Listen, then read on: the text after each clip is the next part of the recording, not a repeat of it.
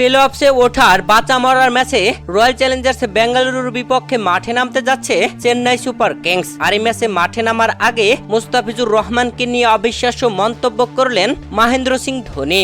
দর্শক, এবারের আইপিএল এর উদ্বোধনী ম্যাচে রয়্যাল চ্যালেঞ্জার্স বেঙ্গালুরুর বিপক্ষে খেলতে নেমেছিল চেন্নাই সুপার কিংস। আর সেই ম্যাচে চেন্নাইকে দুর্দান্ত জয় এনে দিয়েছিলেন মুস্তাফিজুর রহমান, যেখানে বল হাতে মুস্তাফিজুর রহমান নিজের কোঠার 4 ওভার করে 29 রান দিয়ে তুলে নিয়েছিলেন 4টি উইকেট। আর এই উদ্বোধনী ম্যাচে 4 উইকেট নিয়ে মুস্তাফিজুর রহমান দুর্দান্ত ভাবে কামব্যাক করেন। আর দারুণ বোলিং এ মুস্তাফিজুর রহমান ম্যাচ সেরার পাশাপাশি ফ্যান্টাসি পুরস্কারও পেয়েছিলেন, জিতেছিলেন পার্পেল ক্যাপও। এবারের আইপিএল এ মুস্তাফিজুর রহমান চেন্নাইয়ের হয়ে পুরো মৌসুম খেলতে পারেননি।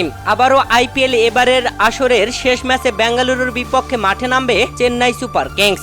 ম্যাচটি শুরু হবে আগামী 18 মে রাত 8টায়। দর্শক, দুই দলের জন্যই ম্যাচটা খুবই গুরুত্বপূর্ণ।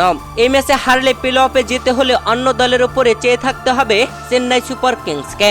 এমন গুরুত্বপূর্ণ ম্যাচের আগে মুস্তাফিজের কথা মনে পড়ে গেছে ধোনির। ক্রিকেট বিষয়ক ওয়েবসাইট ক্রিকবাসকে দেওয়া এক সাক্ষাৎকারে ধোনি বলেন, প্রথম ম্যাচে আমরা যেভাবে খেলায় ফিরেছিলাম তা ছিল অবিশ্বাস্য।